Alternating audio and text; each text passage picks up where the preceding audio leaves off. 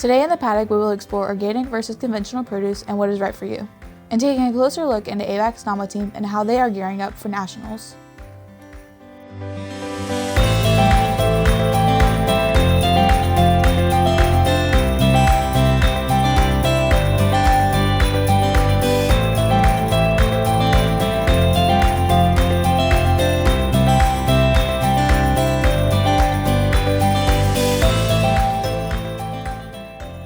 Hello and welcome to the Paddock. I'm Amy Herring. A major budget proposal out of Washington could mean big changes for agriculture across the country. President Donald Trump is proposing to cut more than $4 billion from the U.S. Department of Agriculture. The plan would reduce USDA funding by almost 19%, impacting research, rural programs, and food assistance programs. While this is just a proposal for now, Congress will ultimately decide what the final budget looks like. A tiny nest today could turn into a big headache later. The Georgia Department of Agriculture urges community members specifically on the coast to keep an eye out for the yellow-legged hornet. Right now, the queens are moving in and starting to build small nests, and this is the window where they are easiest to stop. These hornets pose a real threat to honeybees, which play a big role in supporting Georgia's agriculture industry and many of the state's top commodities. If you think you've spotted a nest, don't mess with it, report it, and you can do so by reaching out to the Georgia Department of Agriculture. Everyone knows fruits and vegetables are healthy. But with grocery store labels like non-GMO, USA grown, and organic, choosing what's best for your family can get confusing. Our J.C. Weatherington took a closer look at the debate between conventional and organic produce. Most people would agree that fruits and vegetables are healthy, but a known fact can get complicated when grocery store items are covered with labels. Non-GMO, USA grown, the list goes on. Amidst the labels, one word is ruling grocery store shelves: organic. I like farming organically because I think it's kind of closer to how God created it to be. Austin Hamilton is Director of Ag at Southern Valley and Hamilton Growers. Hamilton also serves as President for the Georgia Fruit and Vegetable Growers Association. He currently grows both conventional and organic produce, but hopes to move his production towards more organic methods. So like all the conventional stuff that we grow, I'm trying to get it where we're using less fumigation, less pesticides, and I think that's the future. Over the past 15 years, more farmers have been moving towards organic production. Professor of Vegetables, Dr. Juan Carlos Diaz-Perez, with the University of Georgia's College of Agriculture and Environmental Sciences, accredits this to the steady increase of consumer demand. And the market has been paying for production organically because there is a group of consumers who are able, I would say both, able and willing to pay for an organic production. According to the USDA, produce can be called organic if it's certified to have grown on soil that had no prohibited substances applied for 3 years prior to harvest. Prohibited substances include most synthetic fertilizers and pesticides. Knowing there's a definitive difference in conventional and organic produce, consumers may ask the question, which is better? Which is better? It depends how we define better. The number one reason consumers say they choose organic is the desire to have pesticide-free produce. People are becoming more aware that some pesticides may be potentially harmful for our health. Yet, organic produce is typically more expensive in grocery stores, with some products marked double the price of conventionally grown ones.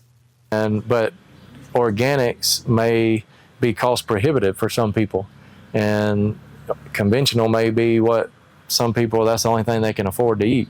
So what should consumers choose? Conventional or organic? And I think we got to get away from the connotation that if it's not organic, it's bad for you, because what we want is we want nutrition for our body. Consumers should choose nutrition as often as they can, whether that means organic or conventional produce. Neither has been proven to have better nutritional value than the other. I would say the publications basically, in my opinion, do not seem to support that at least the nutritional composition is better of one type of vegetable versus the other. Consumers shouldn't make their shopping experience an organic versus conventional battle. Hamilton urges consumers to focus on choosing well-grown fruits and veggies and eating them often, rather than the labels that may be used to market them. Don't get caught up in something that's organic. Focus on the nutritional value of something. Simple reminders that can make all the difference in everyday life. I'm JC Weatherington, back to the studio. In the end, whether it's organic or conventional, the key is simple. Eat more fruits and vegetables, focus on nutrition, and enjoy them as part of your daily diet.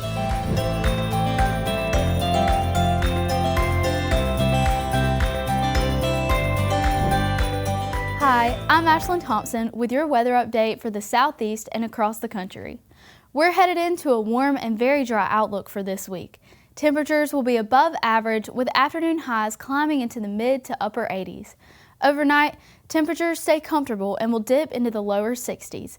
Skies will remain mostly sunny, and unfortunately rain chances will stay very limited over the next week. This dry pattern is becoming a concern for the farmers who are currently in the middle of planting season. Many areas in South Georgia are dealing with severe to extreme drought, which is raising fire hazards and putting additional stress on crops and soil conditions.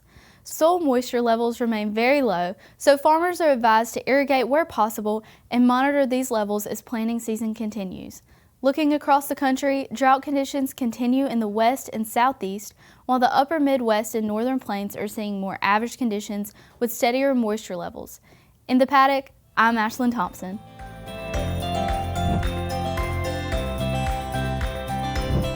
Students here at ABAC are taking their skills beyond the classroom and onto the national stage. Our NAMA team is gearing up for the National Marketing Competition, and they've been preparing for months to get there. The National Agri-Marketing Association, also known as NAMA, hosts an annual competition where students develop a full marketing plan for a hypothetical agricultural product. Our chapter at ABAC and chapters all around the nation create a 5-page marketing plan with that and compete with it. For ABAC's team, the work doesn't happen overnight. Preparation starts months in advance and continues all the way up to the competition. Preparations start in August. But even with months of preparation, the pressure of competition can be one of the biggest challenges.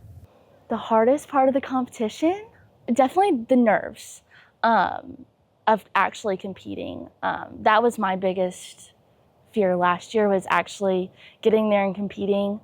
The competition itself is a coordinated effort with each member playing a specific role. 8 people present and then 2 people run our PowerPoint. Collaboration is key, balancing marketing knowledge with teamwork. Our team is 10 people this year, so being able to work with a lot of different people for a long period of time is definitely key, but you also have to have those skills in marketing and business as well. This year, the team took steps to fundraise so that they could fly to the competition. If we were to drive, we wouldn't have as much time to practice. From months of preparation to the national stage, these students are putting their skills to the test. They've put in the work and now it's time to compete. Good luck to our NAMA team as they take on the national stage. Hi, I'm JC Weatherington with your Market Outlook. Let's have a look at prices and market drivers as of April 8, 2026. In recent developments, crude oil and gasoline prices plummeted on Wednesday, with crude posting a week-and-a-half low and gasoline prices a 2-week low. Crude prices are down $18.32 on Wednesday after the U.S. and Iran agreed to a 2-week ceasefire and Iran agreed to reopen the Strait of Hormuz. The U.S. benchmark had the lowest single-day drop since COVID, with prices expected to keep fluctuating with the continued tension in the Middle East. Wheat prices are also entering a phase of heightened uncertainty from ongoing global issues. Weaknesses are spilling over from crude oil, and Chicago SRW futures are down 18 to 19 cents on the day. Meanwhile, the national average corn price is down 1 1/2 cents at $4.08. EIA data from Wednesday morning showed ethanol at a total of 1.116 million barrels per day in the week ending on April 3rd. That was a 41,000 barrel per day increase on the week. Stocks showed a 62,000 barrel increase. And while exports were up 80,000 barrels per day, refiner inputs were down 8,000 barrels per day. Finally, soybean contracts are looking steady after the Wednesday session, closing at 3 3/4 cents in the positive. The national average bean price was up 4 cents at $10.93. Soy meal futures are up $2.30 to $5.20 on the day, with soy oil futures down 150 to 230 points on the day. Join us next week for more market outlooks. In the Paddock, I'm JC Weatherington. That's all for today. Join us back here next week for more Ag and ABAC news. From all of us here at the Paddock, I'm Amy Herring. Have a great weekend and G-Haw, y'all.